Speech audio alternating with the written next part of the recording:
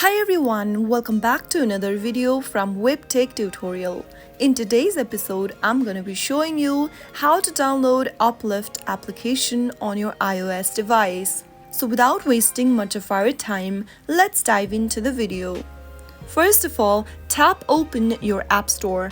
To get started, go to the search box at the top and type in Uplift. Now, look for the Uplift Buy Now Pay Later application from the search result and tap on it. Once you get to this interface, tap on Get to begin downloading Uplift app on your iOS device. Uplift is a Buy Now Pay Later application which allows you to split the cost of your purchases into bite-sized monthly payments.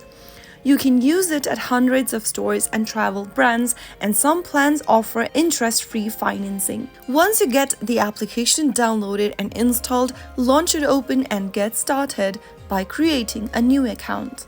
So that's how you can easily download the Uplift application on your iOS device within a few minutes. If you found the video to be helpful, go ahead and give us a thumbs up.